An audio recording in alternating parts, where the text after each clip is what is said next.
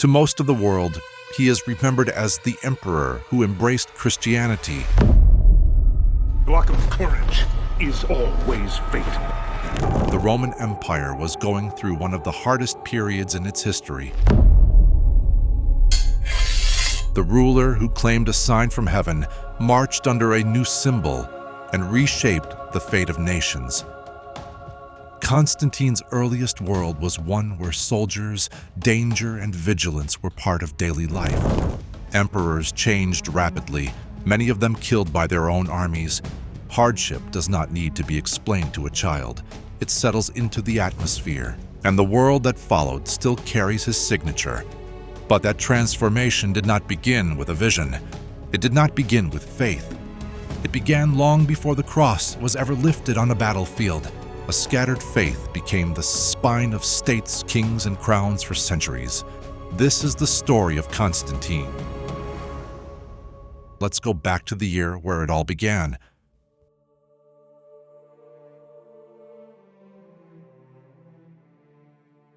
Constantine was born on February 27th, 272 AD in Naissus, a small Roman city surrounded by rolling hills, stone roads, and fortified military posts. The city did not feel peaceful. It sat near the empire's Danube frontier, where Roman soldiers were stationed to hold back northern tribes. The sound of marching boots and shouted drills was normal background noise. Constantine's earliest world was one where soldiers, danger, and vigilance were part of daily life. At this time, the Roman Empire was going through one of the hardest periods in its history. Emperors changed rapidly, many of them killed by their own armies. People lived with the knowledge that leaders could fall overnight. Constantine's hometown felt the effects. Families kept close together. Markets opened with caution. News traveled slowly, but rumors traveled fast. When a commander was killed or a city was lost, everyone heard it through whispers. Before any official message arrived, the economy was in decline. Goods cost more, coins were worth less, and merchants were not as confident in long-distance trade. A shopkeeper might sell grain one week and find he could not buy flour the next. Families stretched food and resources carefully. Even in childhood, Constantine saw people work harder for less. He saw the change in tone when grown men talked in the evenings. Voices lowered, eyes cautious, conversations short.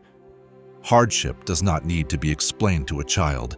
It settles into the atmosphere. Border threats added to the pressure. Soldiers returned from the northern frontier with scars and stories of raids. Some did not return at all. Mothers waited at doorways for news that might never come. Constantine grew up understanding that survival depended on strength, coordination, and readiness. The world outside the city walls was not steady or predictable, and the world inside was only stable because people forced it to be. This sense of uncertainty shaped the way he learned to see life. For Constantine, childhood was not a gentle opening into the world. It was an early education in instability. He learned that empires could be large and still feel fragile. He learned that nothing was guaranteed simply because it had existed for a long time. Rome was old, respected, and vast, but even as a boy, he could sense that it was vulnerable. He was growing up in an empire that needed someone strong enough to stop it from falling apart. When Constantine was still a child, Emperor Diocletian attempted to solve Rome's chaos. He created a new system of rule called the Tetrarchy, meaning rule of four. Instead of one emperor, there would be four: two senior rulers called Augusti and two junior rulers called Caesars. Their statues were placed side by side in cities. Their names appeared together in official documents. The message was clear. Rome was no longer one voice, but a shared command. On stone and paper, the idea looked strong, but people living in the empire saw the tension beneath the arrangement. Four rulers meant four centers of loyalty. Soldiers now pledged allegiance to their regional emperor first and to Rome second. That shift mattered. In camps and fortresses, Constantine saw how soldiers discussed leaders as if choosing sides before a storm. Even peaceful conversations had the edge of comparison. Who commanded better? Who inspired trust? Who seemed weak? Power was now something people watched, measured, and judged more closely than before. In cities like Nisus, the effects of the tetrarchy were visible. New administrators arrived, new tax orders were issued, and new symbols appeared on buildings. Some citizens felt hopeful, believing that spreading power would prevent civil war. Others felt uneasy. They knew that where there are multiple leaders, there is competition. And where there is competition, there is conflict waiting to happen. Constantine grew up hearing these discussions the way children hear adult conversations, quietly but sharply. Diocletian's idea did bring some temporary calm. Roads were repaired, grain ships moved again, and armies were reorganized. But underneath the improvements, ambition remained. Each ruler wanted to secure his place. Each wanted loyalty. Each wanted legacy. The arrangement held the empire together only because everyone pretended that cooperation was enough. Even as a child, Constantine saw that order resting on forced agreement does not last forever. For Constantine, the tetrarchy was not just a political system, it was a lesson. Power can be shared, but only if each person trusts the others. And in Rome, trust was always fragile. He was learning that leadership was not just ruling, it was reading tension before it erupted. The empire was stable only on the surface. The cracks were already forming. Constantine's father, Constantius Chlorus, served in the Roman army and earned respect through steady leadership rather than bold theatrics. He was not a man who raised his voice often. He believed authority was shown through presence, not force. Soldiers followed him because he made decisions that protected them and the land they guarded. Constantine watched how men listened when his father spoke. He learned that true influence comes from being consistent and dependable. His mother, Helena, came from modest origins. She was known for her calm nature and her ability to pay attention to people. She noticed small details, expressions, tone, hesitation. She carried herself gently but with confidence, and she gave Constantine a sense of grounding. Helena was thoughtful, steady, and observant. She created a home environment where understanding and patience had value, even while the world outside was uncertain. Their family life was shaped by travel. Because Constantius served near the frontiers, the family moved often. Constantine saw landscapes change, stone cities, river forts, farming villages, military outposts. He saw different languages, clothing styles, and customs. These experiences expanded his understanding of the empire. Rome was not one thing. It was many cultures held together by roads, armies, and law. This realization gave him a broader view of identity than most boys his age. Even as Constantius advanced in rank, he never abandoned discipline or restraint. Ambition did not consume him. He taught Constantine that power must be handled carefully, not chased recklessly. In quiet moments, Constantine saw his father reviewing reports, speaking with officers, planning marches. The work of ruling was not glory or spectacle. It was attention, patience, and endurance. These impressions settled deeply into Constantine's behavior. From Helena, Constantine learned empathy. From Constantius, stability.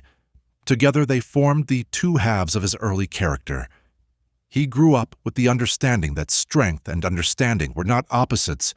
They were partners.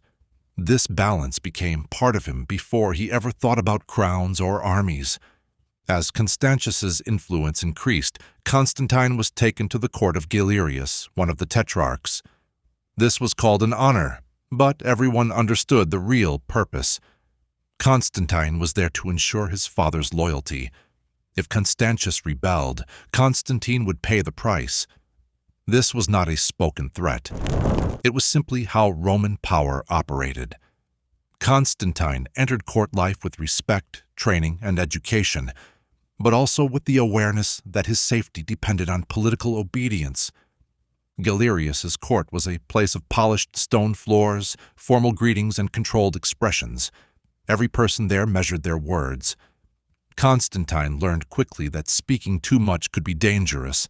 He listened more than he talked.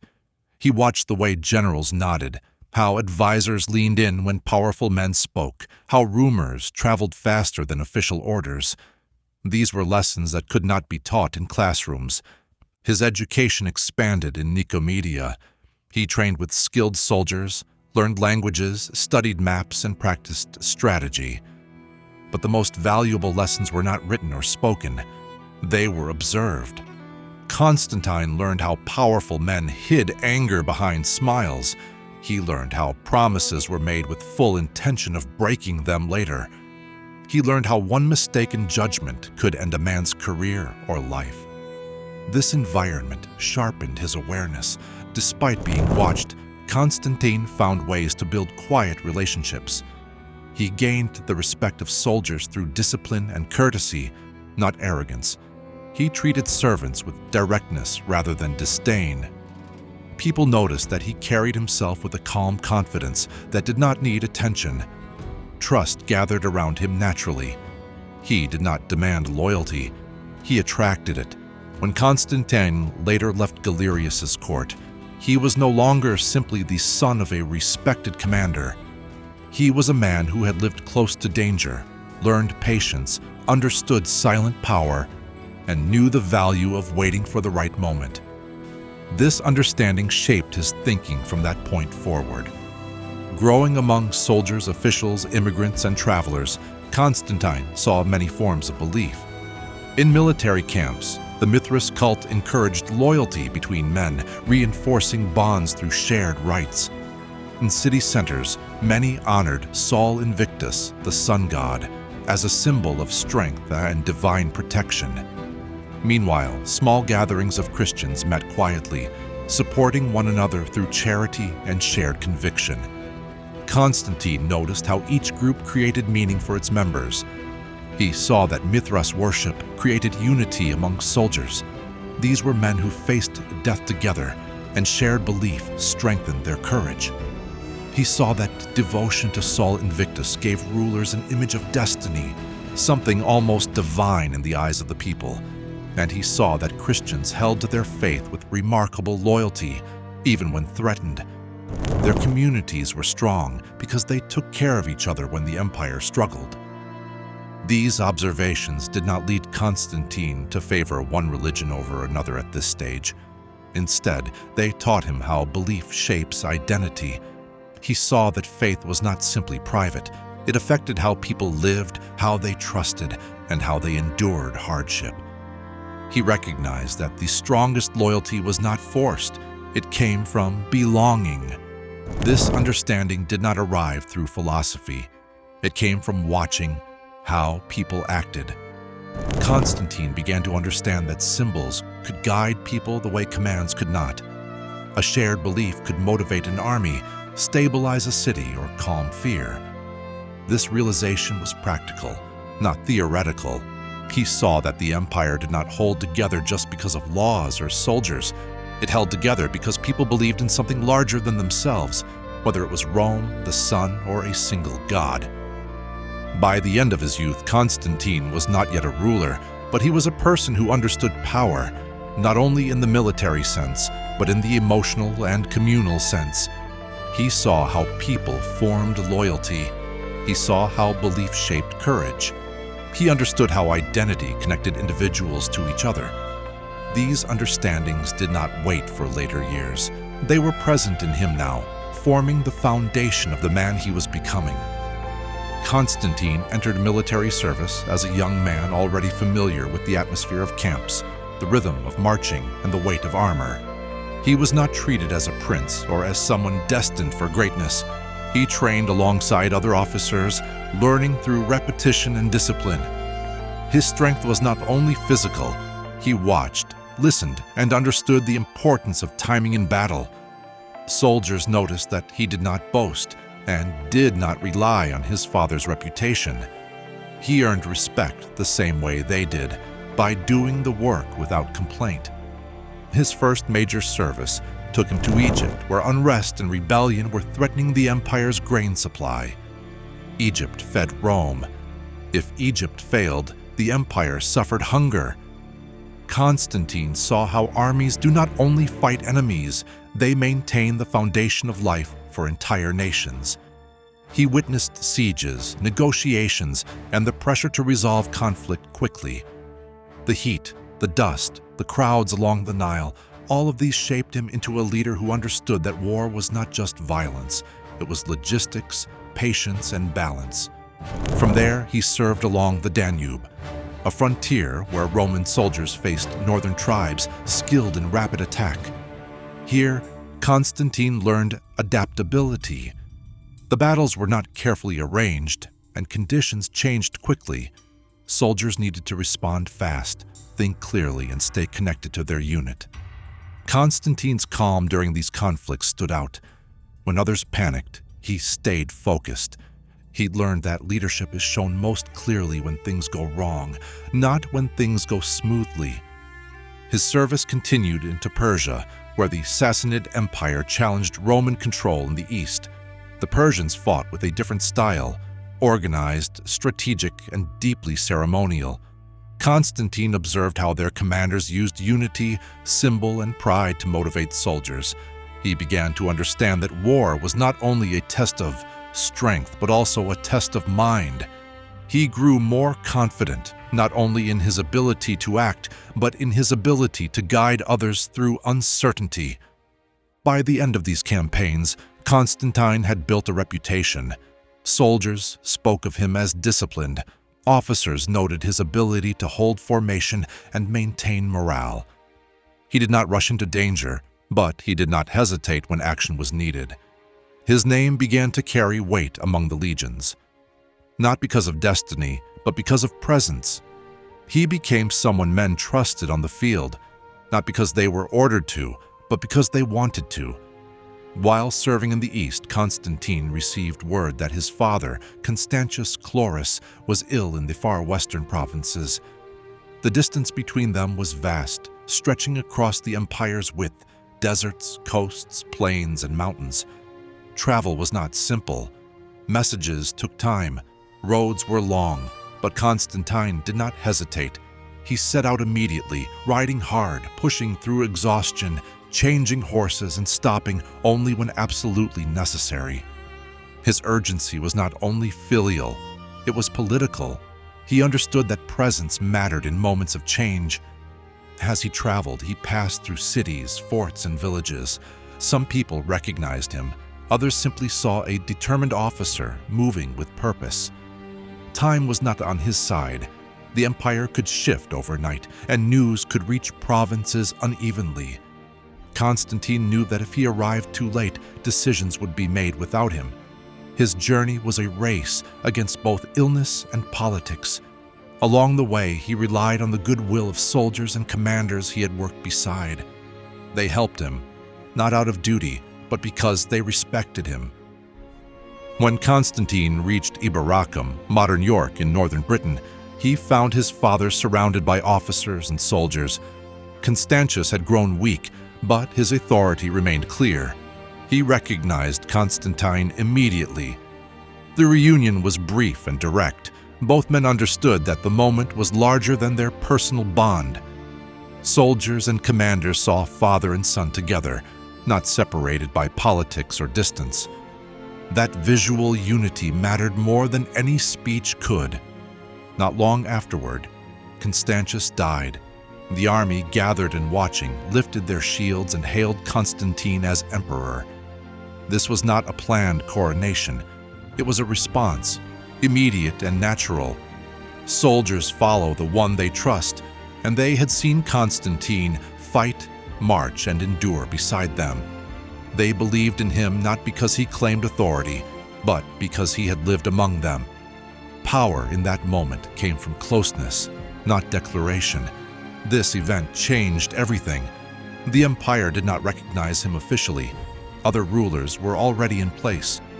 Rome was about to enter another power struggle, but Constantine had something more valuable than a title.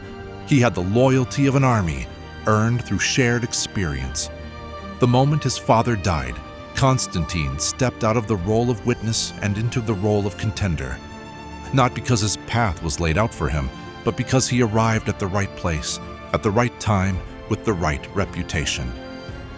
When Constantius died in Eboracum, York, in 306 CE, the soldiers gathered around his body felt the weight of the moment.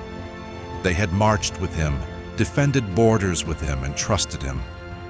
Now they looked to Constantine, who had ridden across the empire to stand with his father in his final days. There was no formal ceremony planned, no announcement from the capital. The decision formed among the men themselves, in quiet looks and shared understanding. They raised their shields and hailed Constantine as Augustus, their emperor. This proclamation came from the army, not from Rome. In Roman politics, this mattered. The support of troops often meant more than legal approval. Constantine felt the seriousness of the moment. Power was not something to grasp lightly. The loyalty of armed men was real, but it was also responsibility. The soldiers saw in him a leader they trusted, yet the empire was not one body. Far away, other emperors sat in other capitals, holding their own claims to authority. News traveled slowly. When word reached the other rulers of the Tetrarchy, they did not recognize the decision. They saw Constantine as a junior partner at best, someone who should accept a lower title. Rome refused to call him Augustus. They tried to assign him the lesser title Caesar, hoping he would accept a smaller role. But those who witnessed the scene at York knew that the proclamation had not been negotiable. The army had chosen. Their decision carried weight. Constantine did not respond with outrage or recklessness. He held his position calmly. He began organizing the administration of Britain and the northern provinces, strengthening supply lines, reinforcing fortifications, and earning the trust of local elites. He did not rush into confrontation. He understood that time could be as powerful as force. Soldiers and communities could sense when a leader acted with steadiness rather than impatience. The proclamation at York marked the true beginning of Constantine's rise. It was not a coronation blessed by official institutions, but a declaration made by those who had marched beside him. In the empire's unstable climate, that kind of loyalty mattered more than distant approval. Constantine now held power not because it was granted to him, but because it was given to him by the people with swords in their hands. Rome now stood on the edge of a complex internal conflict. Maxentius controlled Rome itself and claimed legitimacy through lineage and city authority. Galerius, one of the senior rulers, backed Severus as emperor in the west. Licinius gained influence in the east, building his own alliances and military support. The empire did not have one leader. It had several, each with a claim, each with allies, each preparing for confrontation. The Tetrarchy had not solved instability. It had set the stage for new power struggles. Constantine watched the situation carefully. He did not rush to attack Maxentius, even though Maxentius ruled the capital. He did not provoke Galerius, even though Galerius refused to acknowledge him. Instead, Constantine secured the regions under his control. He strengthened relationships with commanders, governors, and border troops. Power was not only taken in Rome, it was built in the provinces where armies lived, trained, and fought. Constantine focused on loyalty first. Maxentius, ruling from Rome, built monuments and public displays to present himself as the protector of the city. He relied on traditional imagery and Roman heritage, but his heavy taxation and political control created resentment among citizens and elites. Rumors of excess and mismanagement spread. A leader who rules the capital does not automatically command respect. Constantine noted this carefully. Public image could lift a ruler or weaken him. Galerius, meanwhile, attempted to pressure Constantine into accepting a lower role. But military power speaks louder than rank. The soldiers in Britain and Gaul saw Constantine as their emperor because they lived under his leadership. Galerius could issue orders, but loyalty cannot be commanded from afar. This imbalance created tension across the empire. The political map was divided. but the emotional loyalty of armies formed its own landscape. In this shifting balance, Constantine did not act out of impulse. He did not announce bold intentions or make dramatic speeches. He watched, he measured, he prepared. The empire had become a chessboard, and each ruler was moving pieces. Constantine understood that one decisive moment, chosen at the right time, could change everything.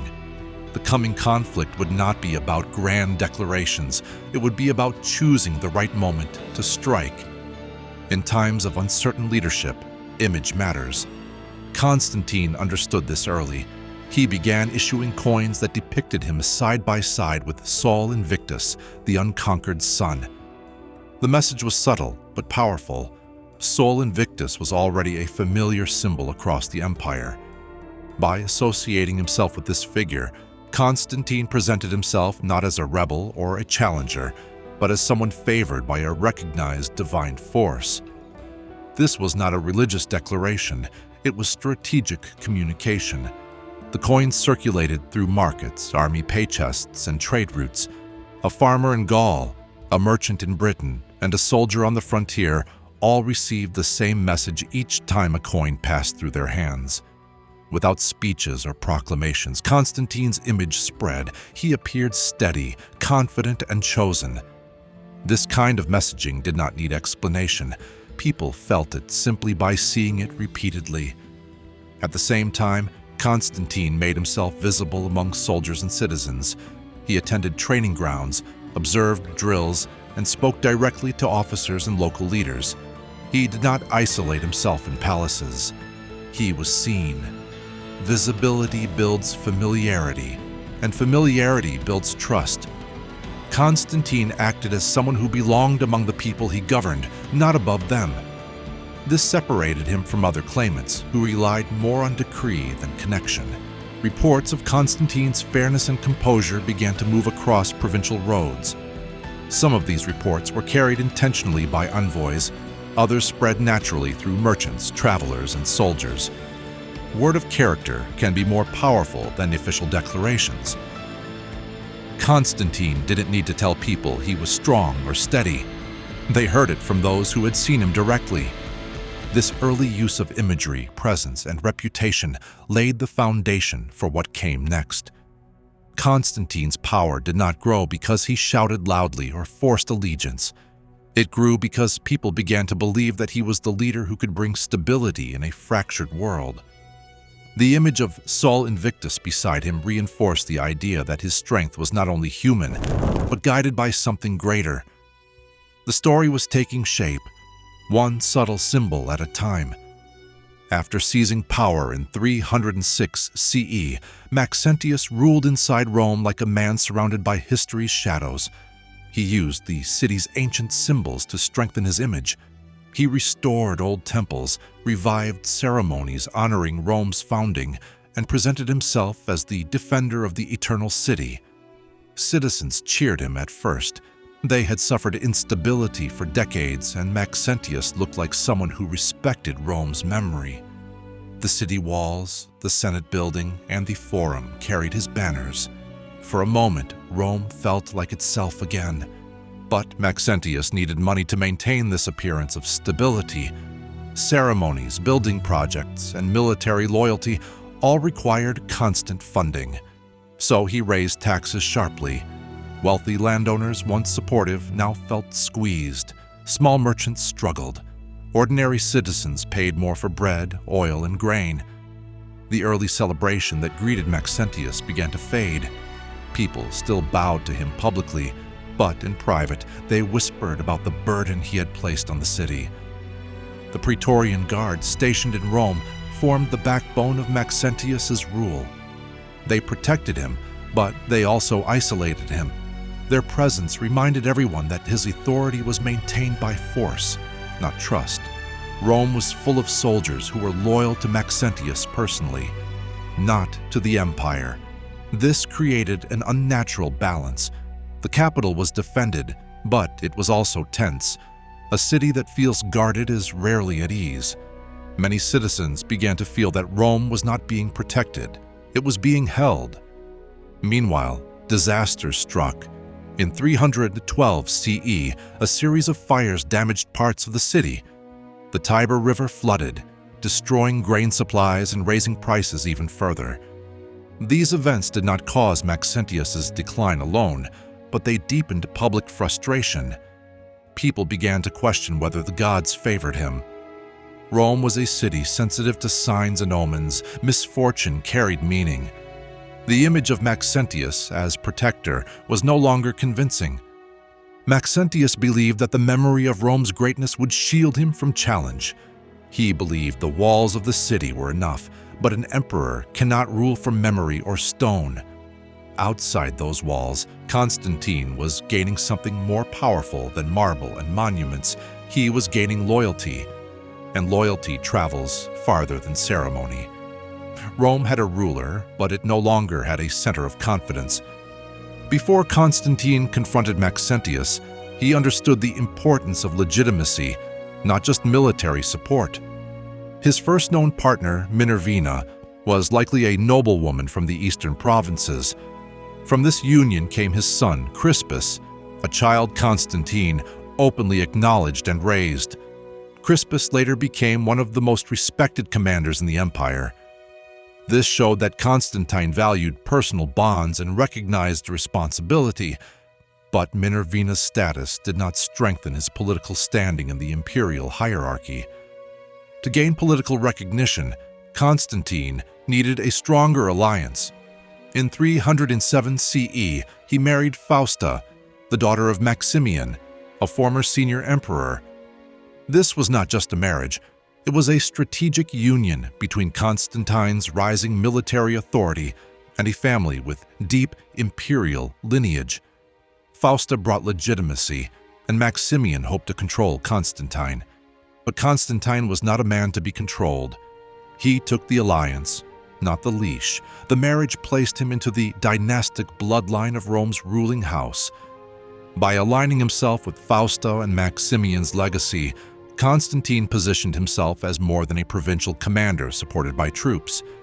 He presented himself as someone with ancestral and traditional claim to imperial leadership.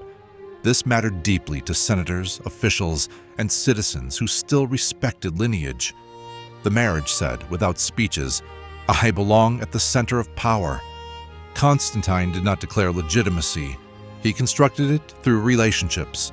At the same time, Constantine continued recruiting veterans, officers who had been dismissed by rival emperors, soldiers who had lost commanders in the civil conflicts, and men who sought a place to serve with pride.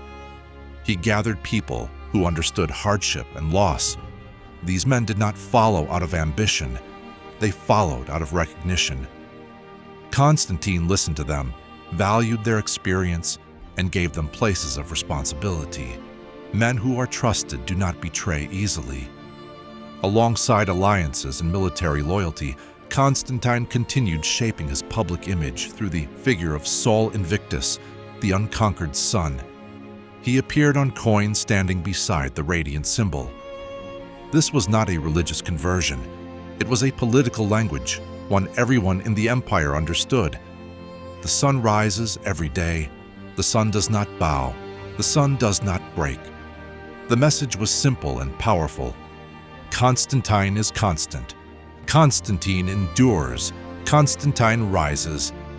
Before armies marched toward the Tiber, the war began in the minds of everyone watching the conflict unfold. In Rome, priests stood before altars, lifting their hands to the old gods, proclaiming that Maxentius was the chosen protector of the eternal city. Processions moved through the streets carrying statues of Mars, Jupiter, and Roma herself. It was a performance meant to reassure people who feared the empire was slipping away. Yet beneath the chants and incense, tension hung like smoke. People watched these rituals with eyes that did not fully trust what they heard. Constantine's camps had a different atmosphere. There was no grand ceremony, no decorated parades. Instead, there was calm order. Soldiers sharpened blades at dawn. Supplies were distributed with quiet efficiency. Officers did not shout, they spoke. Constantine walked among his men in the same armor they wore, speaking with a voice that did not rise or break. There was no theatrical effort to prove divine favor. The belief grew from the way everything moved with purpose and control. Men recognize steadiness when they see it. Rumors began to cross the empire faster than messengers. Some claimed the Tiber's floods were warnings from the gods. Others said the sun lingered longer in the sky when Constantine marched. A few whispered that Rome itself no longer wanted Maxentius, that the city had grown tired of being ruled through fear and taxes. In marketplaces, at baths, in taverns, conversations shifted carefully. People leaned in close, speaking quietly, because in uncertain times words could be dangerous. Maxentius tried to drown out these whispers with spectacle. He ordered new games, new ritual sacrifices, new displays of loyalty. But spectacle cannot replace trust. People watched the events, but their minds were elsewhere. They remembered the rising taxes, the shortages of grain, the feeling that the gods were silent. The shields of the Praetorian Guard glowed under torchlight, yet did nothing to warm the mood of the city. Rome was guarded, but it was not convinced. Meanwhile, Constantine's forces felt something different. Not triumph, but clarity. They believed they were moving with purpose, while their opponents tried to hold on to control through noise and display. On one side, confidence grew naturally. On the other, fear tried to disguise itself as celebration. The war began long before swords were raised. It began when belief on one side grew stronger than belief on the other. The night before the march toward Rome was heavy and quiet. Fires burned low in the camps. Soldiers spoke softly, their voices disappearing into the dark. Constantine stayed awake longer than most, walking the edges of camp, thinking. He had seen war before, but this was not like the others. Rome was not just a battlefield, it was the heart of the empire. If he won, everything changed. If he lost, everything ended. There are moments when a leader stands alone, no matter how many soldiers sleep nearby. The earliest account came from Lactantius, who said Constantine had a dream that night. No thunder, no blazing sky. A dream that instructed him to mark his soldiers' shields with a sign. A quiet message given to a man who was weighing doubt and intention. This version feels close to the ground. The kind of guidance a leader might cling to in a moment of uncertainty. A voice in the mind when the world is silent. A night where no one speaks, and one thought stays. Years later, Eusebius told a different story. In his account, the sky opened and a sign of light appeared above the sun itself, shining for everyone to see. The words, "In this sign, conquer," appeared as if written across the heavens. His telling was grand, bold, full of certainty. It was a story meant to inspire awe, spoken at a time when Constantine was already a victor, already aligned with Christianity, already standing as the center of a rising faith. The difference between these two stories is not about truth versus falsehood. It is about timing. The first story comes from a moment of tension and fear. The second comes from a moment of triumph and memory. Victories are rarely remembered simply. They gain shape. They take on light. People need meaning after struggle, and the story grows to fill that need. Both accounts reveal something, not just about Constantine, but about the world that remembered him. In the dark of that night, whether dream or vision or quiet decision, one thing was certain. Constantine walked into the battle with a sign he believed mattered. He acted not from spectacle, but from resolve. The meaning of the sign was formed on the battlefield, not in the sky. The symbol Constantine ordered placed on shields and banners was the Chi Rho, formed from the overlapping Greek letters Chi and Rho. To Christian followers, it signified Christos, the Anointed One. But to many soldiers, especially those who worshipped Sol Invictus, the shape echoed symbols they already knew, radiant, intersecting, marked by light. When the banners were lifted, the symbol did not look foreign or strange. It looked powerful, it looked familiar. That familiarity mattered. The first time the standard was raised, soldiers fell quiet. The banner caught the wind, fabric snapping sharply. The symbol seemed to glow where the sun struck the threads. Some men whispered prayers, others simply stared. A few touched the sign lightly, like someone touching something they don't yet understand, but feel drawn to. No speech was needed. Symbols speak with a language older than text. Officials in the camp noticed how the symbol changed the atmosphere. It did not divide the men, it unified them. The Christians felt recognized. The worshippers of Sol saw continuity. Pagans saw a sign of light and strength. No one felt excluded. The symbol did not tell men who to worship, it told them who they were marching with. In an empire fractured by belief, one symbol now held multiple meanings without conflict. Coins bearing the Chai Ro began to circulate. Soldiers carried them. Merchants counted them. People saw the symbol every day, not as something forced, but as something present. Repetition planted memory.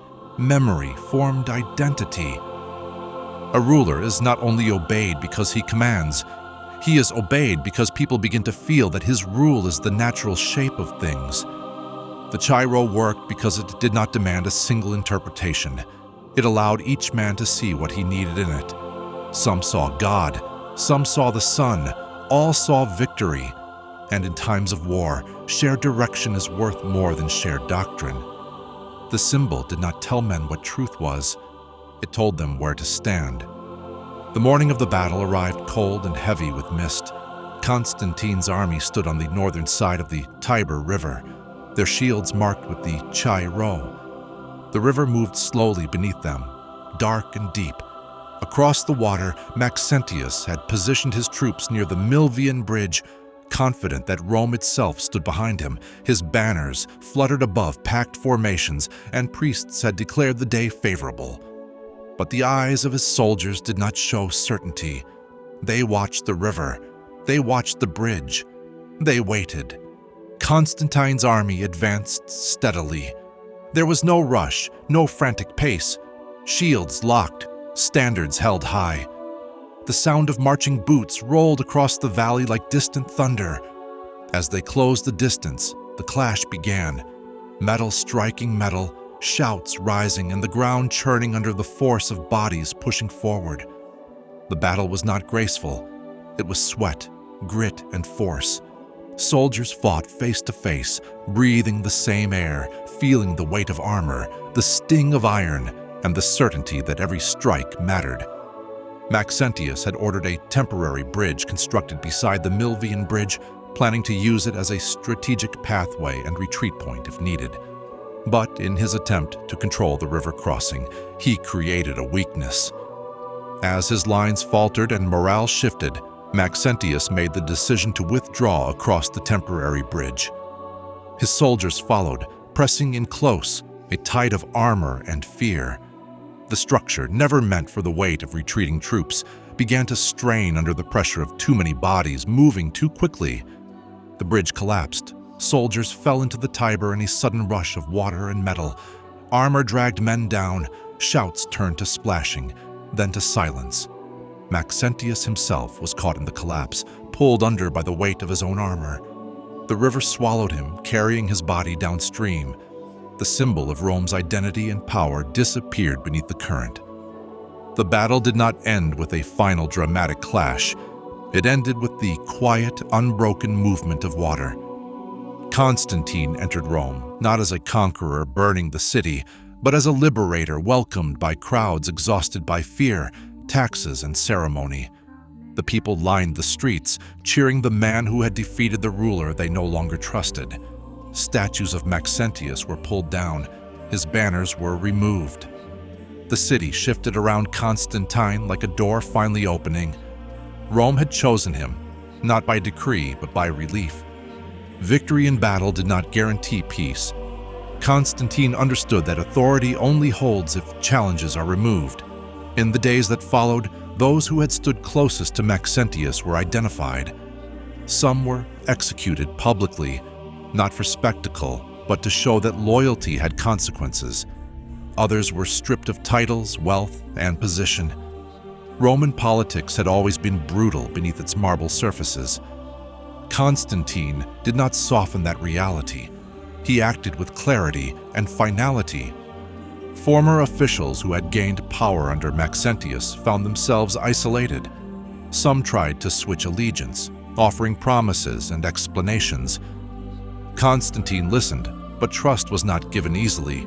Words spoken after defeat carry less weight than actions taken before it. Those who posed the slightest risk were quietly removed. Some were exiled, others simply disappeared from public life, erased not only from the government but from memory. Inscriptions bearing Maxentius's name were removed from monuments. His images were taken down, records were rewritten. This was a Roman tradition older than Constantine himself. Damnatio memoriae, the erasure of a defeated rival's existence from public view. To control history is to control how the present understands itself. Constantine did not invent this strategy. He simply used it with precision. The political map shifted again. Constantine now stood without an immediate rival in the west, but he knew the empire was still divided. Licinius in the east held power of his own. For the time being, they presented cooperation, two rulers acknowledging each other across distance. Yet the air between them was not friendship. It was a temporary alignment. In an empire still fractured, peace was always a pause, not a conclusion. Rome adjusted to its new reality. Streets grew busier. Merchants returned to trade. Grain markets opened more freely. Temples continued their rituals, but the atmosphere had changed. Constantine did not force a new belief upon the city. Not yet. First, he secured order. Stability is the ground on which all future change is built. And Constantine understood that the empire was now his to shape. When Constantine met with Licinius in Milan in 313 CE, the empire was tired of religious conflict. Persecutions had gone on for decades under previous rulers. Property seized, churches destroyed, Christian families scattered or punished. The Edict of Milan was announced not as a dramatic proclamation from the heavens, but as a calm legal agreement. It declared that every person in the empire could worship whatever they believed to be divine. No one would be punished for faith again. On the surface, it sounded like fairness, peace, and tolerance. But the language of the edict held something more targeted. It specifically demanded the restoration of Christian property, homes, meeting halls, land, and cemeteries that had been confiscated. This reintroduced wealth and stability to Christian communities almost overnight. Other religions gained safety, but Christians gained structure. Their communities suddenly had resources again, places to gather, teach, plan, and grow. For a faith that had survived underground, this shift was not just permission, it was momentum. Constantine also granted tax exemptions to Christian clergy. This separated them from the economic burdens that ordinary citizens and pagan priests carried. A bishop did not have to worry about feeding his family or losing his property to debt. His time and energy could be spent organizing, managing, expanding. A religion gains influence not only through belief, but through the freedom to act. And Constantine had just given Christianity the administrative space to act widely. In the cities, Christian buildings began to rise again, not yet monumental basilicas, but rebuilt halls and restored houses where believers gathered. Some Romans reacted with curiosity, others with caution. They watched as Christians began to speak openly instead of in private. A faith that had lived in the shadows now stepped into the daylight. No guards arrived to break up gatherings. No officials recorded names for punishment. Public life changed quietly, but completely. The Edict of Milan did not make Christianity the empire's religion. It made it possible for Christianity to become something much larger than a persecuted minority. It opened the door, not with force, but with law. The shift was not explosive, it was steady. Legal recognition created stability. Stability created growth. And growth, once underway, is difficult to reverse. As Christian communities regained property and protection, bishops began to take on roles that reached beyond spiritual leadership.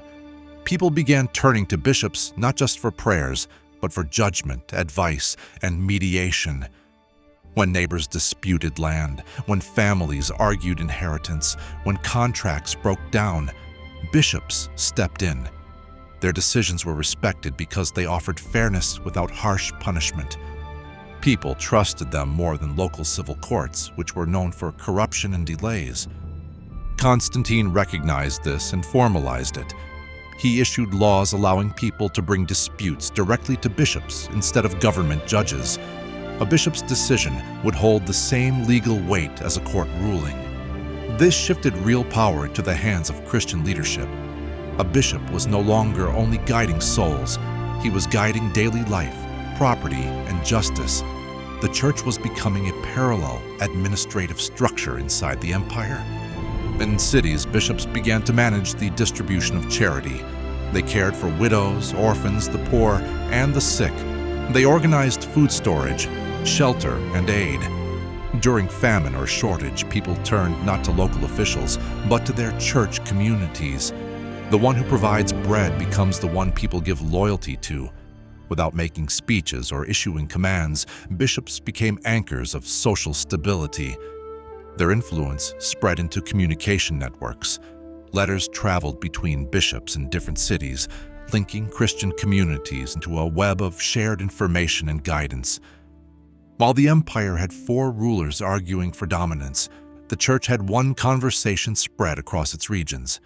This unity made bishops powerful in a way that rival emperors did not immediately recognize. It created loyalty that was not regional.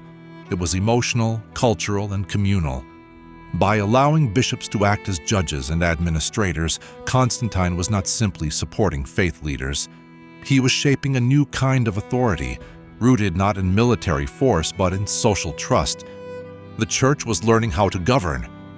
And once an institution learns how to govern, it does not forget. As Constantine stabilized the Western Empire, a new idea began to take shape in the public mind.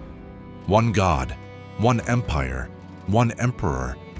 The message did not need banners or slogans. It spread through behavior, decisions, and the new role of the church.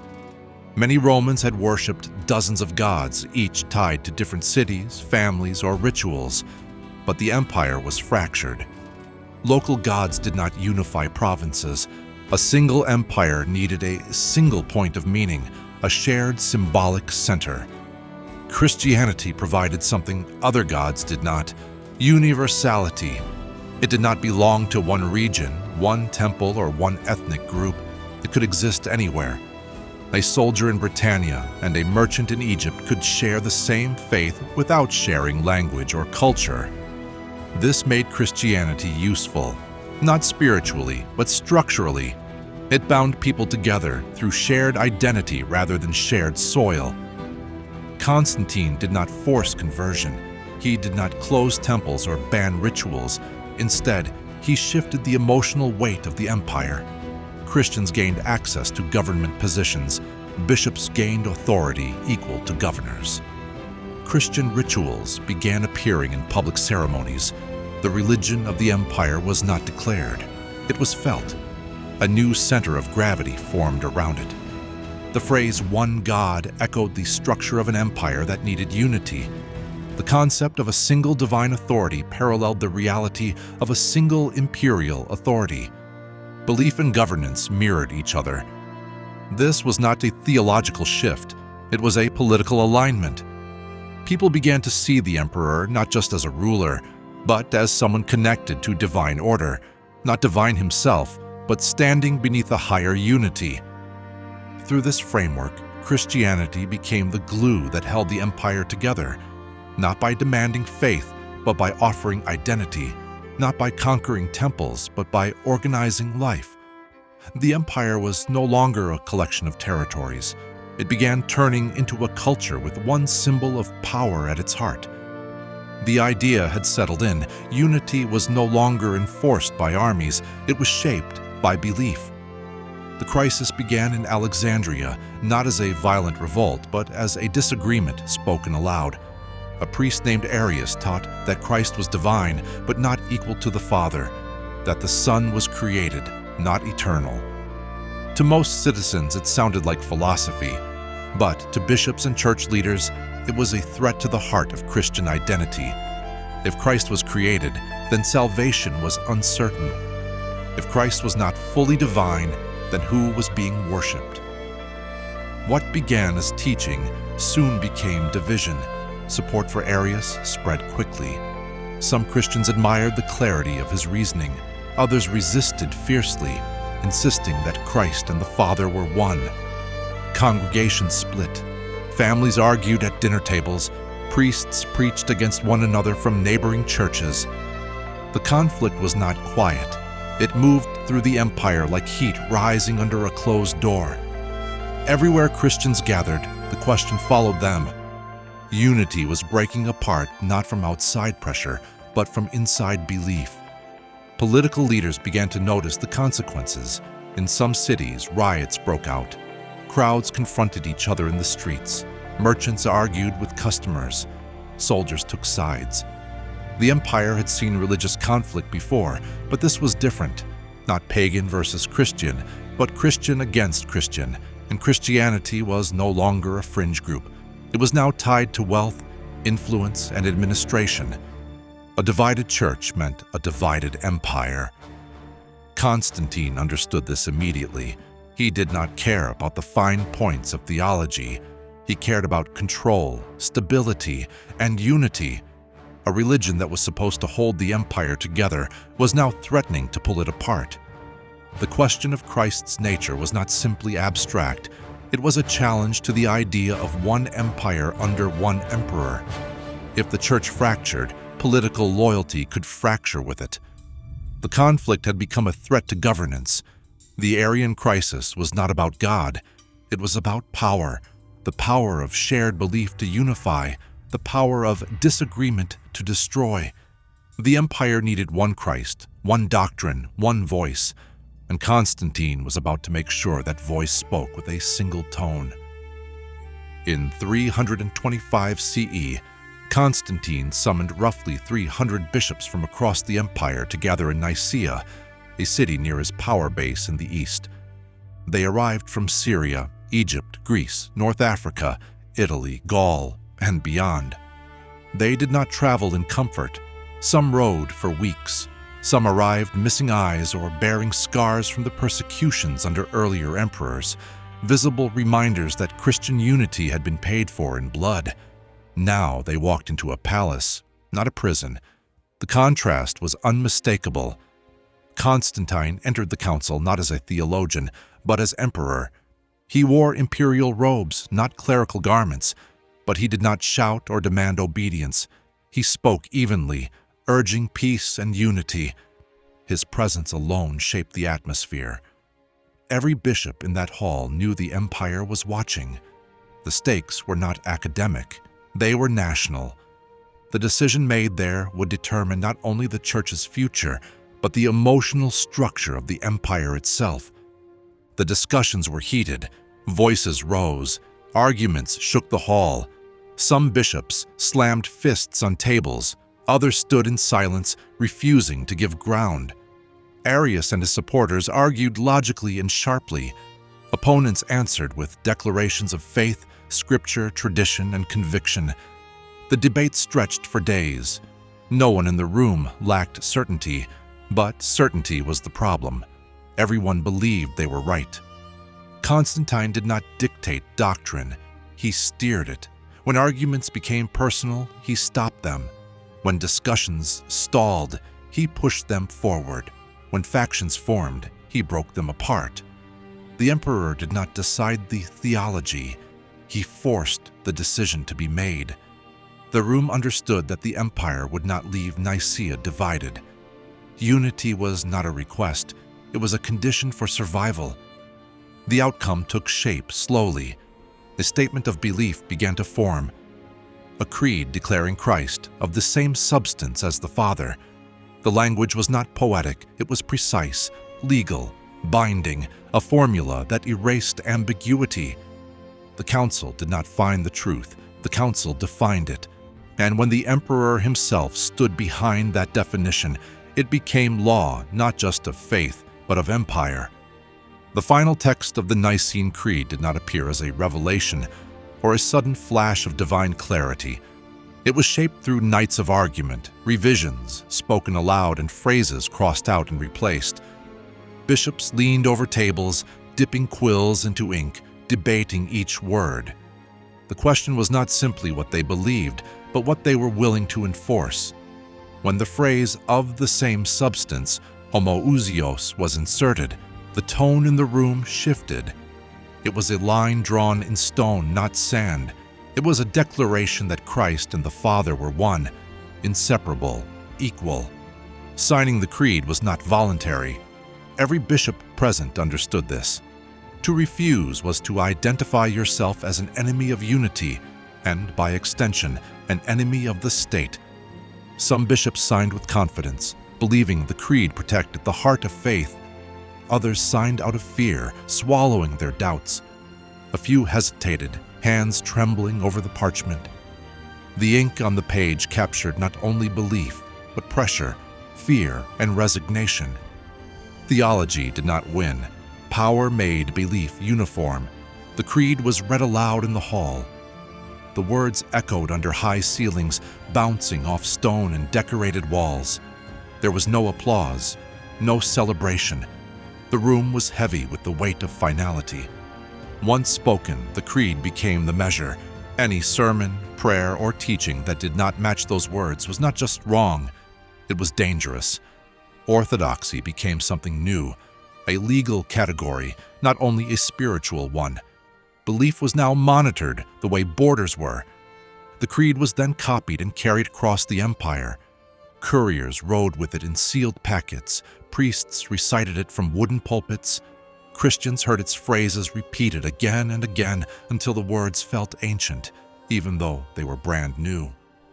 The empire had decided what God was like, and now every believer was expected to believe that version. The creed spread not by argument, but by repetition and authority. In one stroke, Christianity gained a center of gravity, and that center was not a vision, not a prophet, not a whispered revelation. It was a vote taken in the presence of an emperor. Once the creed was established, enforcement began almost immediately. Arius was exiled. His supporters were stripped of their positions. Churches that defended his teachings were seized or closed. Scrolls containing alternate interpretations of Christ's nature were confiscated. The empire understood something crucial. Ideas do not disappear by debate. They disappear when no text survives to carry them. What could not be taught could not grow. Scribes were instructed to stop copying any theological works that did not align with the creed. In cities, priests inspected libraries. Monasteries were told to purge anything that contradicted Nicaea's decision.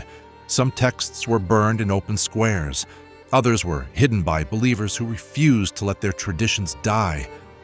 The burning of a scroll did not look dramatic. It was quiet. Flame rising, ash floating, words disappearing into smoke. But the effect was enormous. Knowledge can vanish without a sound. Christians who resisted the creed faced punishment that looked political, not religious. Officials seized property. Bishops who refused to conform were removed and replaced. Communities that rejected the council's ruling were labeled not only heretical, but disloyal. The message was unmistakable. To question the creed was to question the stability of the empire. Faith and loyalty were now the same thing. This enforcement did not feel like triumph. It felt like tightening. Conversations became careful. Priests watched their language. Believers avoided certain topics to prevent suspicion. Doctrine became something guarded, not explored. Diversity of thought, a strength during persecution, turned into a liability under imperial endorsement. Christianity was no longer a movement of many voices. It was becoming a church of one voice, enforced from above. The suppression of alternate teachings did not announce itself with violence. It happened through paper, decisions, silence, and fear. Books vanish easier than people. And once the books were gone, the memory of what they contained faded too, until the creed felt eternal, unchallenged, always true. But eternity had been crafted, not inherited. On paper, the empire now had one Christ, one belief, one church. The creed unified doctrine, the emperor supported it, the bishops accepted it. But unity achieved by decree is not the same as unity held by conviction. Across the empire, disagreements continued beneath the surface. Some sermons used careful phrasing to avoid conflict. Some bishops taught one thing in public and another in private. The arguments never ended. They just became quieter. Constantine had to enforce the agreement repeatedly. He wrote letters to bishops, demanding cooperation. He intervened in disputes. He ordered meetings to resolve smaller doctrinal conflicts that continued to ripple outward. The council had not resolved the question. It had contained it, and containment requires vigilance. The emperor now acted as referee for theology, something no emperor before him had tried to be. The church began to mirror the empire structurally. It had ranks, territories, courts, and chains of authority. Doctrine passed downward like law. Orders moved through letters and councils. If a bishop resisted, the emperor replaced him. Churches became administrative centers. Belief became governance. Every region had to match the center, just as provinces had to match Rome. Theology and imperial bureaucracy fused into one system. Ordinary Christians felt the shift slowly. Worship looked similar. Prayers sounded familiar. But the tone of the faith changed. Debate, once a part of spiritual life, became suspect. Curiosity turned into risk. People learned that silence was safer than speculation. The church grew stronger, more organized, and more influential, but also less flexible. The space for questioning narrowed. The Council of Nicaea did not end conflict. It began a new era, one where belief required agreement, not discovery, obedience, not exploration, unity, not diversity. Christianity had crossed a line, from a faith shaped by the experiences of communities to a system shaped by imperial definition. And once defined by empire, the faith would never again exist outside of it. Even after the Council of Nicaea, after churches rose under imperial protection and bishops gained authority, Constantine did not abandon the title Pontifex Maximus. This title, older than Augustus, meant chief priest of the Roman religion. It placed him at the head of all pagan rituals, sacrifices, and temples. When he wore the imperial regalia for public processions, the robes and diadem linked him not to Christianity, but to the ancient civic faith of Rome. Crowds watching him saw continuity, not conversion. In public ceremonies honoring the gods of the state, Constantine presided as officiant. He oversaw festivals dedicated to Jupiter, Mars, Apollo, and the ancestral spirits of Rome. When sacrifices were offered for the prosperity of the empire, officials still acted in his name. He did not challenge these rituals, cancel them, or replace them. He kept them running because they were the emotional and civic backbone of the empire. For centuries, Rome's identity had been tied to these rites. To dismantle them overnight would have been political suicide. Christian leaders noticed. Some questioned quietly. Others looked away, focusing on the growing influence granted to their own churches. Bishop Eusebius later wrote accounts of Constantine's faith that smoothed over these contradictions. But during Constantine's lifetime, Christians and pagans alike observed the same thing. The emperor belonged to both worlds at once. His piety was ambiguous by design. He allowed each audience to believe what benefited them. This dual identity was not a matter of hypocrisy, it was strategy. The empire was vast. Millions of citizens still worshipped the classical gods. To declare himself exclusively Christian would have fractured loyalty along religious lines. The stability Constantine needed could not survive a forced cultural break.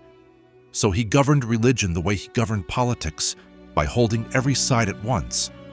The emperor did not have to pray publicly to Christ. He only had to ensure the church remained loyal.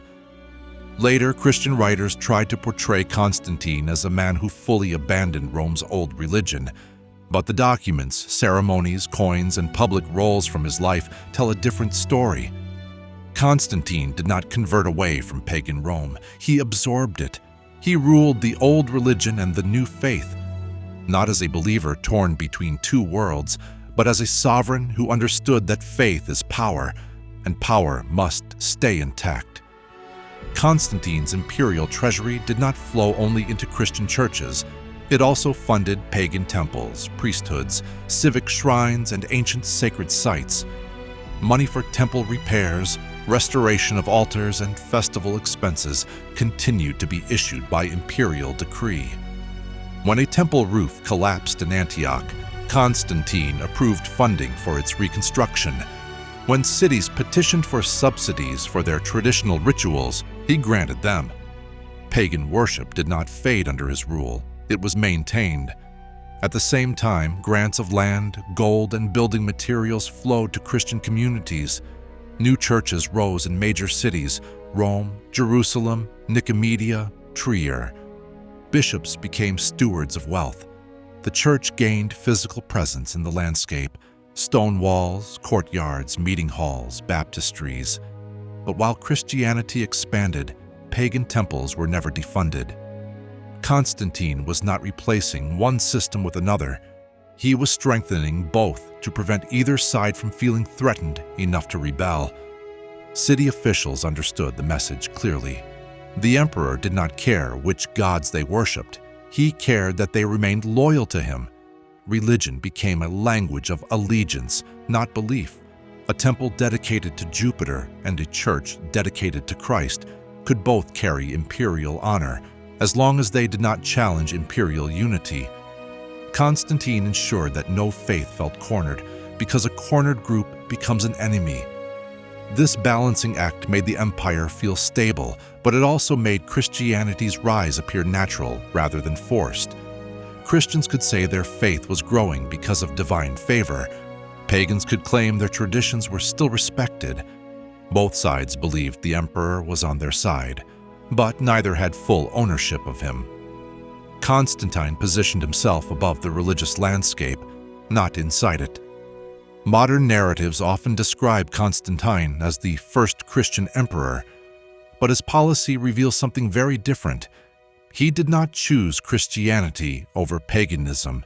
He wove Christianity into the state, the way a ruler weaves new thread into a garment that must stay intact.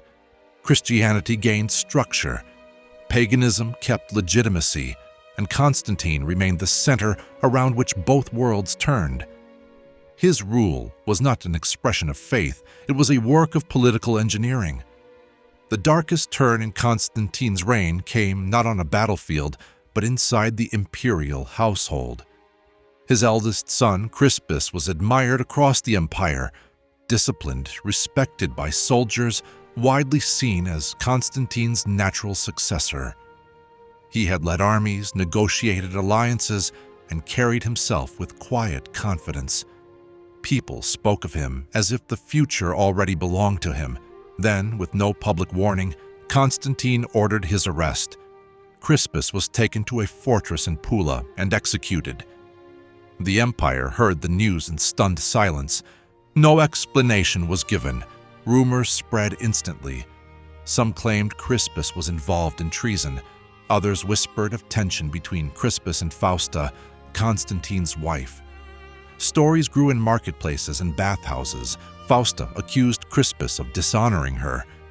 Others said she fabricated the accusation to clear the path for her own sons to inherit power. None of these rumors could be proven. What mattered was the absence of clarity.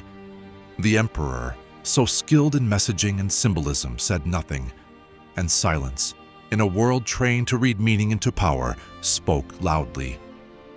Not long after Crispus's death, Fausta was also executed, killed in a steam bath, her death described in official records with cold brevity.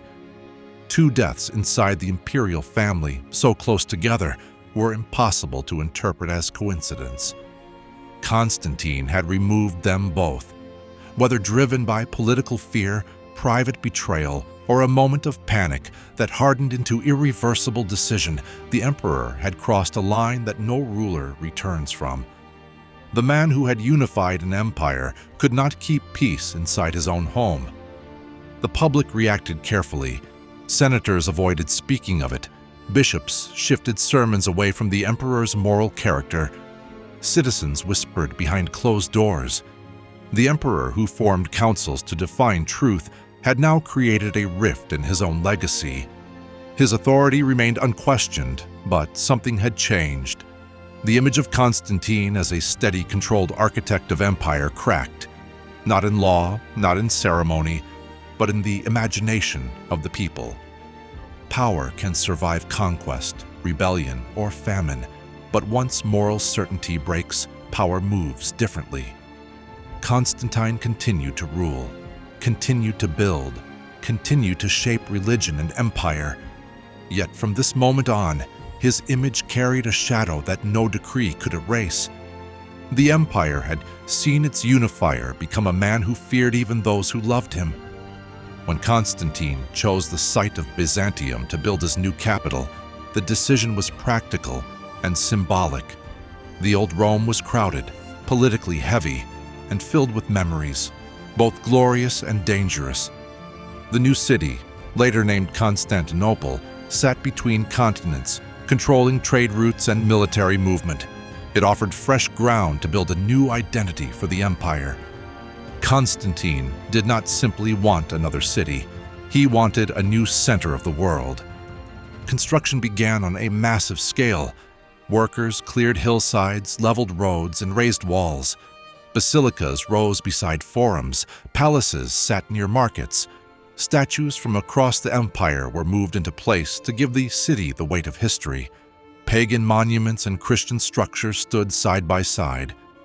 A temple to Tyche, goddess of fortune, watched over the harbor. A grand church was built on the highest ground. The city did not choose one faith, it wore both. Constantine rode through the construction sites daily, directing placement, arguing with architects, envisioning how crowds would move. The city's design reflected his political vision, beauty tied to order, power tied to presence. Streets were wide enough for processions. Public squares allowed imperial messages to reach thousands at once. The city itself functioned as a stage where the emperor was always at the center. Citizens noticed the deliberate blending. Pagan columns stood inside Christian basilicas. Christian symbols appeared near imperial sun motifs. The city was not an argument, it was a statement. The empire did not erase the old world, it absorbed it. Constantinople was not simply Christian or pagan, it was Roman, in a new form that could survive shifting beliefs. The emperor had reshaped geography to match his political theology. When the city was dedicated in 330 CE, celebrations lasted for days. Dancers, soldiers, priests, bishops, citizens, and foreign envoys filled the streets. Music and incense filled the air. The emperor's vision was complete. A new Rome had been born, not by inheritance, but by construction, will, and imagination. It was the clearest expression of Constantine's legacy. A world where power could rewrite tradition itself. Constantine did not receive baptism until he was dying. Throughout his life, he had supported Christianity, enforced its unity, and reshaped the empire around its structure. Yet he avoided baptism until his final illness. For Christians of the time, baptism was understood as a cleansing that washed away all sin. Receiving it later in life meant entering death with a clean soul. Constantine's choice was not an act of late revelation. It was deliberate timing. When he realized his condition would not improve, Constantine removed his imperial robes and took on a simple white garment. Bishops gathered around him.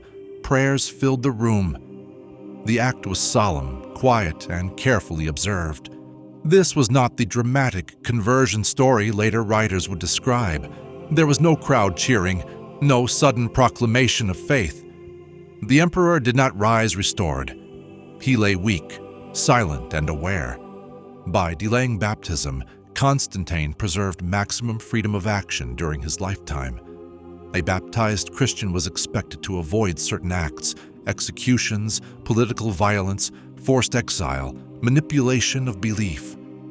Constantine's reign required all of those. Had he been baptized earlier, every decision would have been judged not only politically but spiritually. Waiting protected him from being measured by the faith he shaped. The deathbed baptism revealed the truth that had shaped his entire life. Constantine did not follow faith, he used it. And in the end, he allowed faith to use him only when he no longer needed power. When Constantine died in 337 CE, the empire did not grieve as one body. There was a ceremony, yes. Soldiers lining streets, bishops reciting prayers, banners hung in purple and gold. But beneath the mourning lay uncertainty. Constantine had united power in his own hands for so long that no one knew how to rule without him. His three surviving sons, Constantine II, Constantius II, and Constans, now prepared to divide the empire. Division, however, has a long memory in Rome. Almost immediately, the imperial court became a battleground. Relatives of Constantine were executed to clear the path for succession. Those executions were not public announcements. They were private removals, done quietly in halls and chambers where no crowds watched. The new rulers inherited Constantine's empire, but also his paranoia. Authority did not pass peacefully. It passed through blood.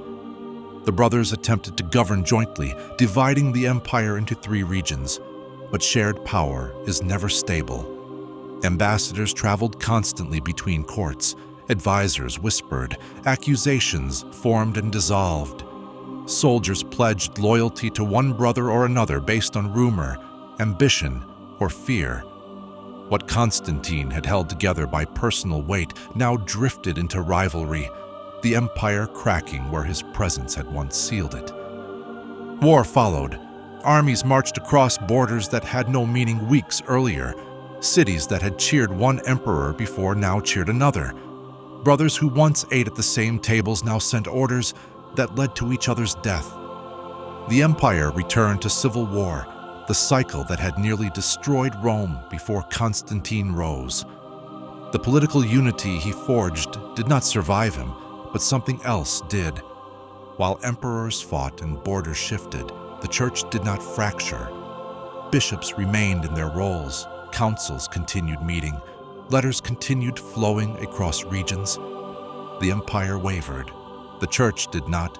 The structure Constantine built had become stronger than the rulers who followed him.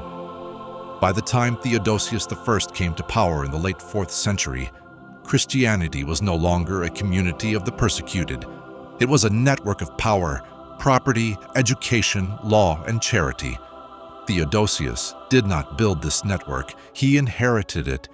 He issued the Edict of Thessalonica in 380 CE, declaring Christianity the official religion of the Roman Empire.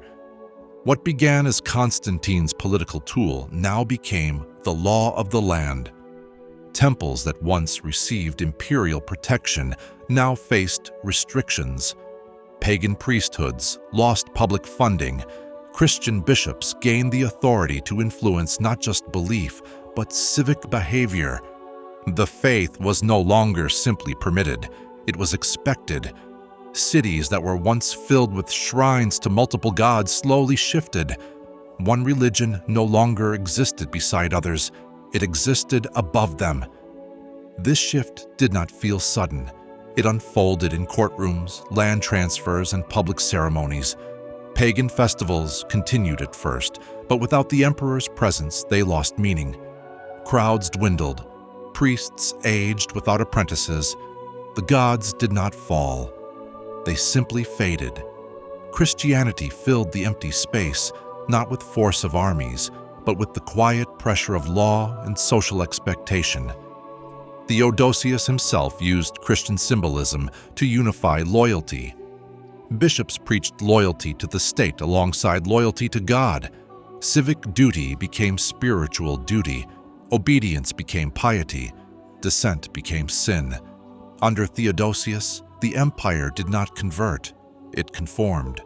Belief became national identity.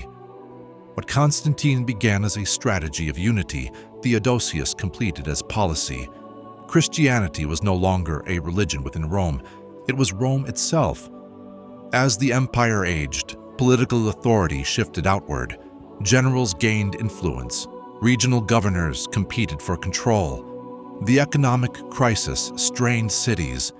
Through these changes, one structure remained stable: the church. Bishops administered charity. Monasteries stored grain. Churches educated children. Clergy mediated disputes. The church became the everyday government, while the emperor became a distant symbol. Property flowed into church hands. Landowners donated estates to secure salvation or reputation. Widows left wealth to monasteries. Markets and workshops began operating on church land. The church grew not only in influence, but in real economic power. It became the empire's largest landlord. Religion and property became one system. Schools attached to churches began to shape the elite. Children who learned to read scripture first. Language, imagination, philosophy, all now filtered through the church. The church did not simply guide belief, it shaped how people thought. To live in the empire was to be formed by Christian institutions, whether one called oneself Christian or not. The legal system also shifted. Bishops continued to act as judges in civil disputes. People began to prefer church courts over imperial courts. They were faster, less corrupt, and closer to everyday life.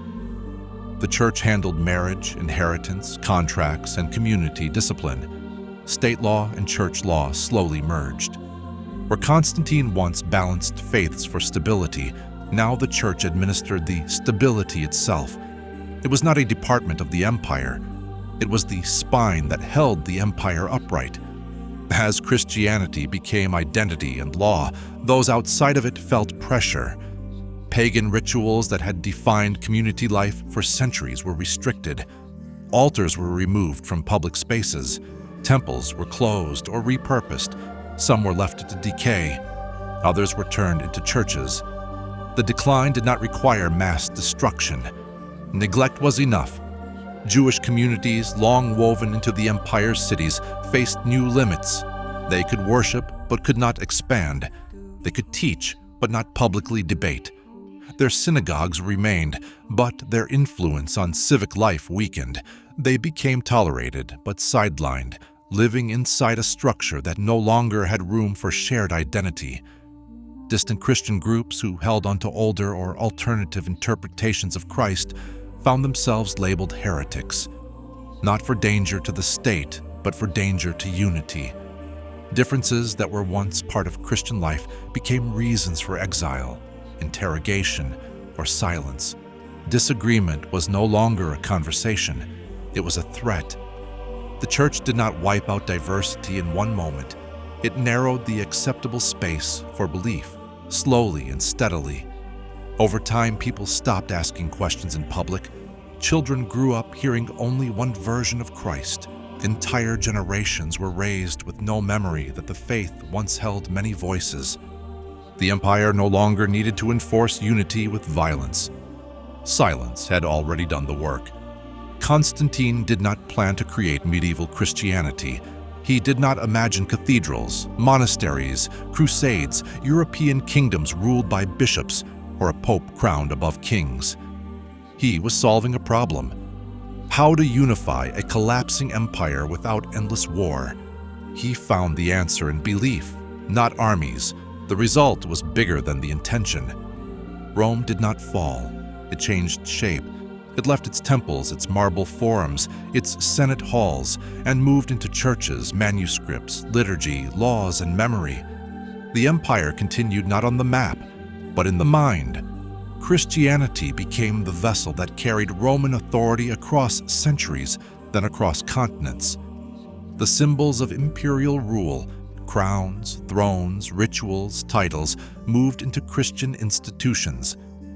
Kings of Europe later ruled by divine right, a concept born not in scripture, but in Constantine's merging of throne and altar. Schools, courts, hospitals, rituals of birth and death, all carried Rome's logic forward through the church. The modern world is built on a system that began not through revelation, not through pure faith, not through divine thunder, but through a strategic political decision made in a moment of crisis. A decision meant to hold an empire together. A decision that reshaped history in ways its maker never controlled.